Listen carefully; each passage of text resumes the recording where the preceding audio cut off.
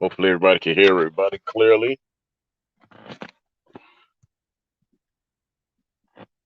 All this technology shit is something here. Yeah. Gotta be prepared for it. I'm glad I called back when I did. Me too.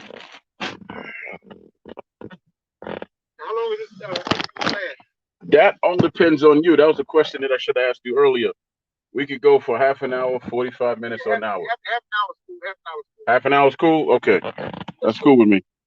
Okay, Major, he said a half an hour. All right. We all good to go. You know what? We are live right now. So, okay. I was about to say good morning. How's everybody doing? It's another Major Key Monday. The Major's in the background a little bit with some technical issues.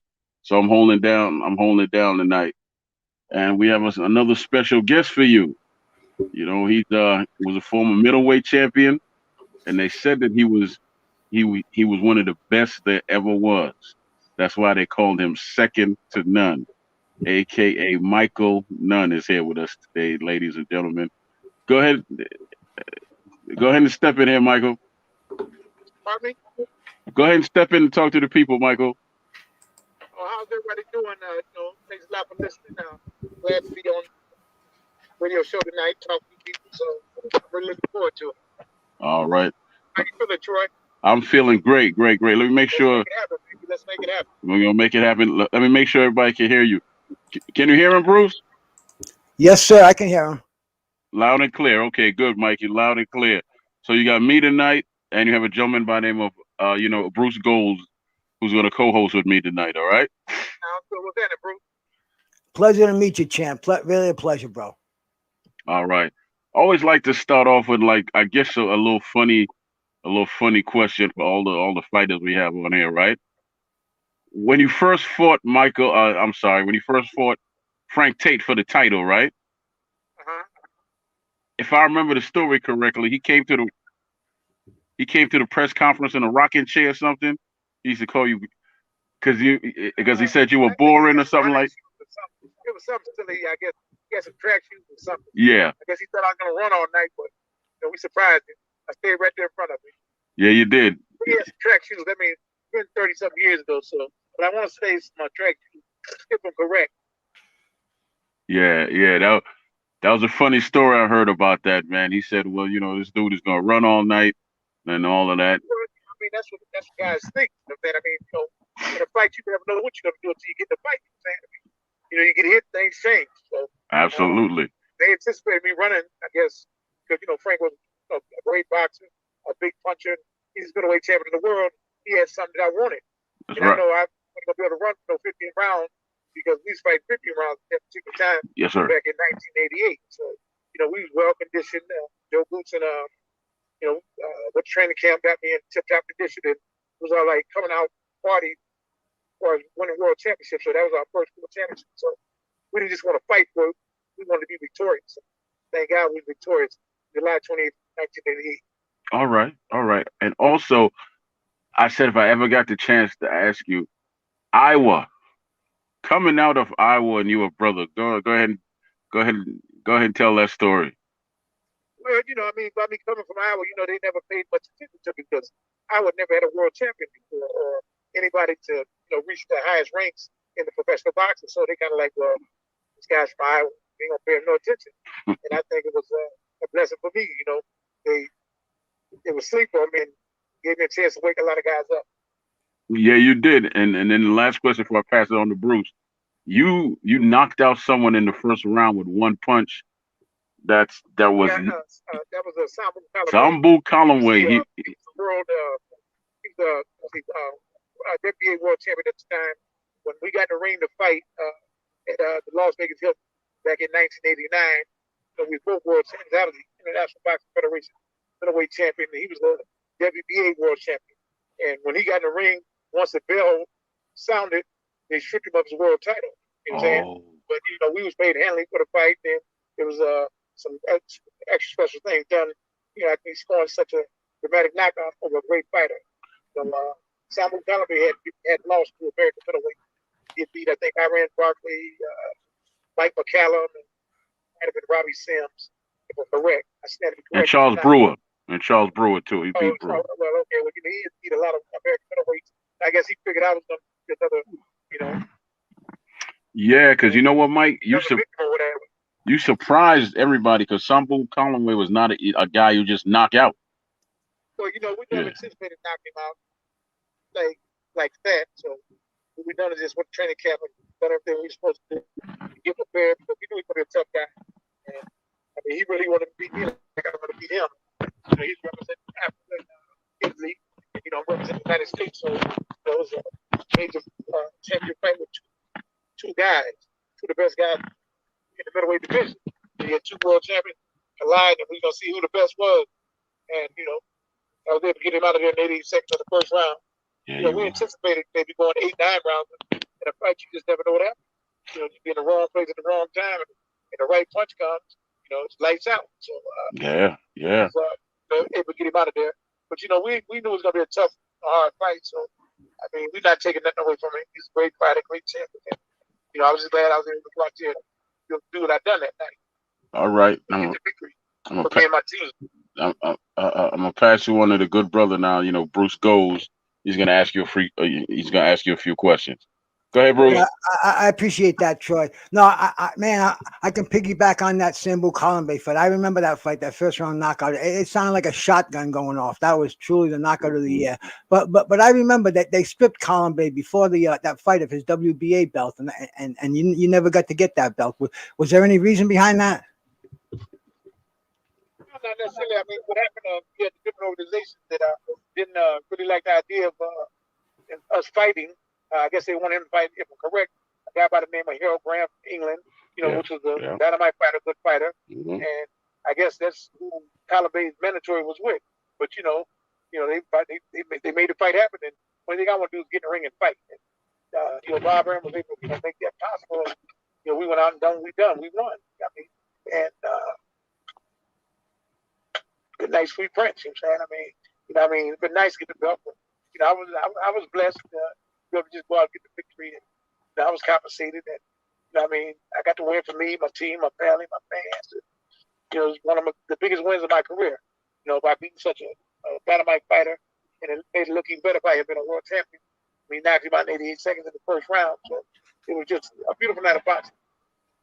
And that fight too, man. That was surrounded by a murderer's row, man. You fought Frank Tate, you fought Roldan, Barkley, Starling, and Curry. I mean, that was a murderer's row of the middleweights back then, bro. I got to take my hat off to you.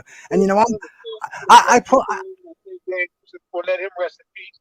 I always told him I always wanted to fight the best guys in the division. And unfortunately, I never got the opportunity to fight the legendary Sugar Ray Leonard or Bert Duran or Thomas Hearns, but the best of the best that was in my era. I fought and I beat him. We didn't talk about fighting him. He got the ring when we fought with fights of one at inside the boxing ring. And, we was able to do what we done. I got a nice contingency of great champions on my record. I think I fought 8 world champions. I think I knocked 5 of them out. So, I done my thing. Oh, you definitely did. And, I got some old Ring magazines. I'm looking at a Ring magazine in 1990 over here, man. And the middleweights. Just let me wrap off the top 10 middleweights to you here, man. You got, you're number 1. Sambu Kalambe was number 2. You got Mike McCallum at number 3. Roberto Duran number 4. Barkley at number 5. Dude, Harold Graham, Michael Watson, Nigel Benn, Donald Curry, and Stevie Collins. Absolutely. But and today, they were all dynamite fighters, all good fighters. Most of them was champions, and I take nothing from them. I tip my hat to all those gentlemen, and the ones that are still living. I wish them nothing but the best, and stay safe, and look forward to seeing them in the short future. That's right. You fought a couple of I know you fought a Hall of Famer. And you said something before I switched you off to Bruce here. You said it was lights out after that, right? Oh yeah, no doubt about it. Yes, sir. Yes, sir. You know who I'm talking about. You fought that's my man James Tony. Yeah, James Tony. James yeah. Great fight while it lasted. Right. And, he's the best man, and we take that from him. It was always, wanting to get a rematch, but unfortunately, it never happened like that. You know what I'm saying? I mean, guys would never want rematches. I don't know what it was about Mike. You know what it was, man. He's too slick. Okay. He's slick, and when you sat down on your punches, you get him up out of there. Well, you know, it's just like anything else. I mean, there's gonna be a time that you got to box. There's gonna be a time that you got to punch. And you Hmm. know, they can say what a man can't do until he's got to do it. That was my greatest joy. Just been able to shock the world and knock out guys that never been knocked out. Yeah. You know, if this guy can't do it, he can't do that. You know, just don't pay no attention to what they're saying. You, the best policy is go to the gym. You know, get your work in and do your job, and everything else will fall into place. Okay, I got a question for you. It was two fighters I want to ask you about because those are fights I would have loved to see. You against Harold Green, which would have been one tough fight because you're both tricky southpaws, and then you against No, no Mike doubt about it. McCollum. No doubt about it. Hill Graham was a dynamite fighter, and like I said, we come close to fight, but unfortunately things couldn't come together. Because I'd have loved the opportunity to fight him. Then even Nigel Benn and Chris Eubanks, the European continent that developed some great fighters. Don't want to take nothing from those guys. Hmm. Chris Eubanks and Nigel Benn, dynamite fighters. They didn't just they won their world titles. They didn't go to Walmart and get them up the the top shelf. They got in the ring and they dedicated themselves to their craft, and they was able to go in the ring and be able to be victorious and successful and become a world champion. They've done that, so I had nothing but utmost respect for both of them gentlemen. And even Harold Graham, we can't take that from him either. He's another good fighter. Yes, because I would have loved to see you and Mike McCollum, man. I would have loved You that know what? fight. That's kind of weird. Just a couple weeks ago, a good a friend of mine, Akbar, said, Mike McCollum never fought. It was kind of weird. Me and Mike used to see each other all the time in like Las Vegas at the fights, and there was never no animosity. We'd see each other. We had the utmost respect, but we never talked about fight. But I'm sure it'd been a classic matchup because Mike, he's a boxer puncher, and I'm a boxer, so it'd have been a great matchup. And now that I think about it, I think it'd have been a dynamite matchup. Two super slick guys, you know what I'm saying? And I Yeah. mean, Mike was a consummate pro. He's a soldier. I mean, he's a multiple champion. I mean, a great dude. So yeah, that'd been another great matchup. Now, I want to say that back in the day, I might have heard some rumors that there was a chance that Simon Brown was going to move up, and you two were going to get it on. Any truth to that rumor or not? You know what? I mean, me and Simon was always cool. And I never recall me and Simon ever getting a ring fight. I mean, Hmm. I don't never recall that. I know he's a welterweight. I think he moved up to junior middleweight, but I Yep. don't know if he could carry the middleweight. Not saying he couldn't, but not to my knowledge. I don't recall that. Simon was a good fighter as well. Yeah, yeah, he did move to middleweight, but it ain't last long once he got in there with Bernard Hopkins, man. Okay, So okay, yeah, he did do that. Now, okay.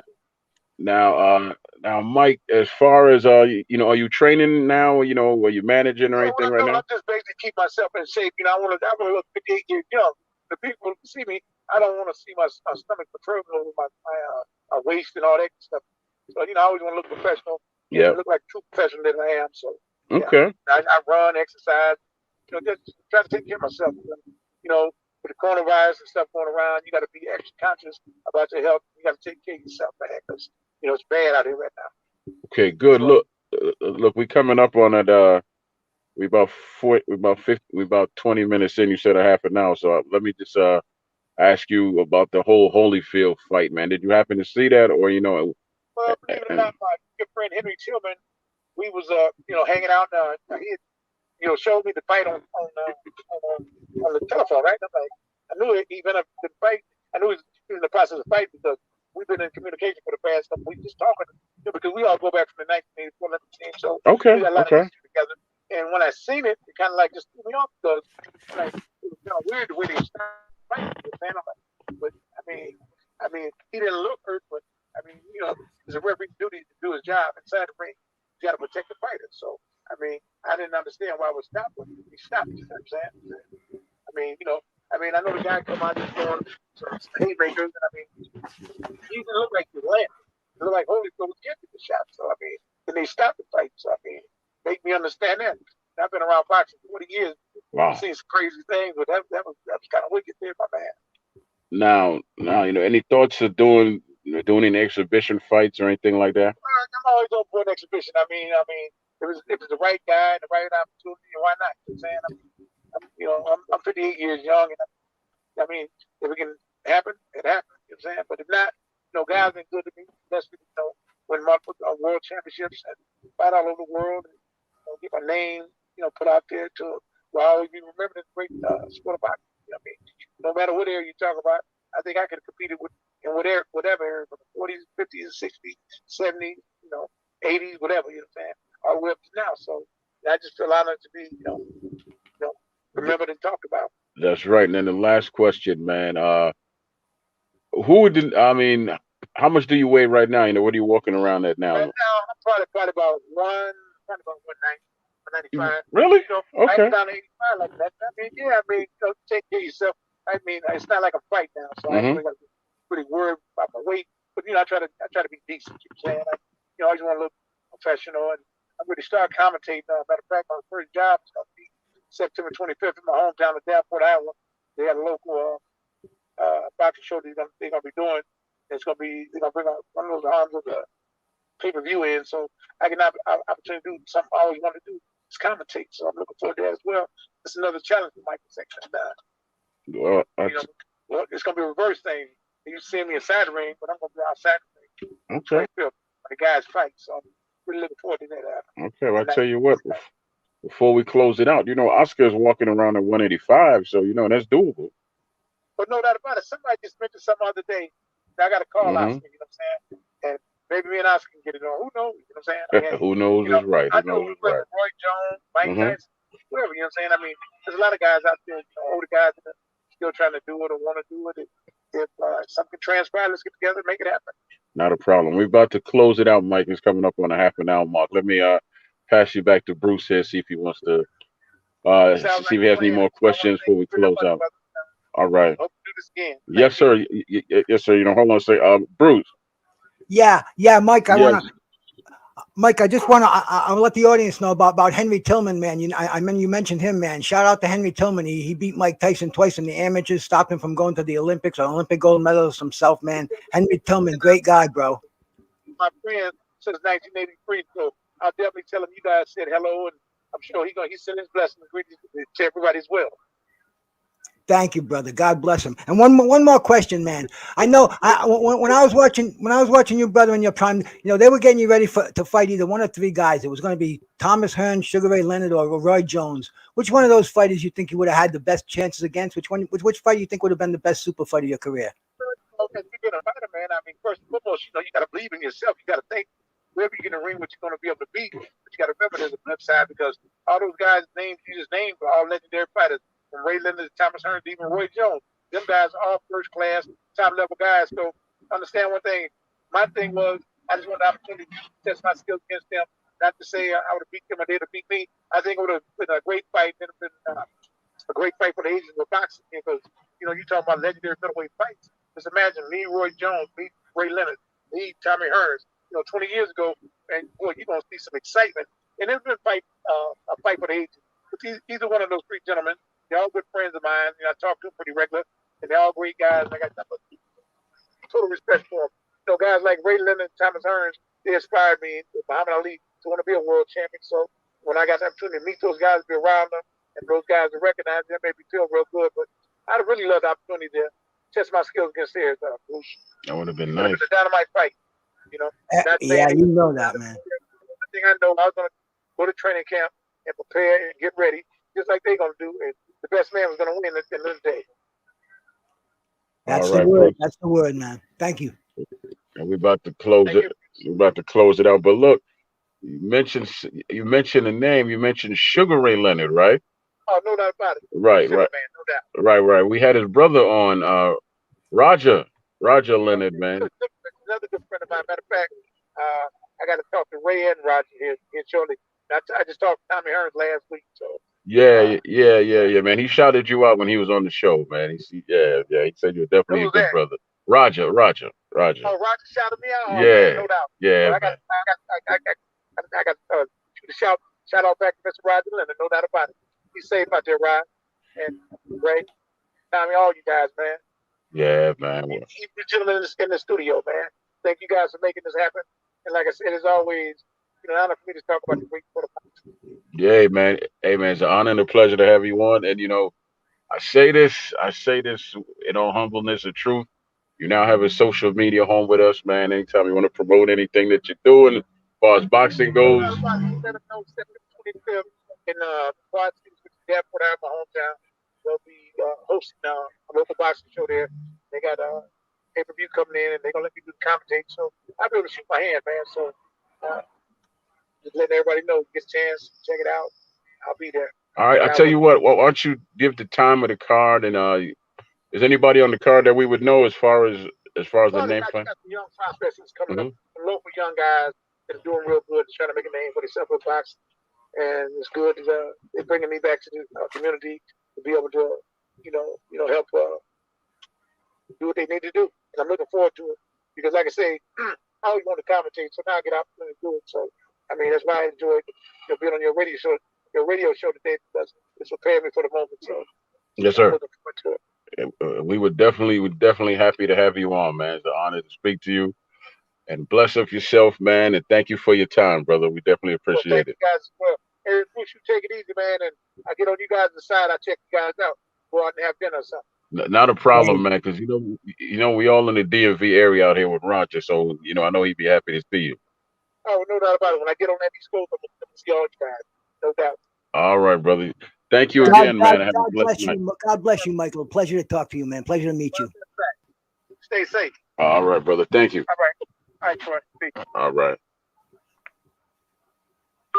All right, ladies and gentlemen, that was Michael's second to none. He gave us a half an hour, which is, excuse me, more than he's given anybody since he's been back. So that's definitely a blessing, man. And Bruce goes.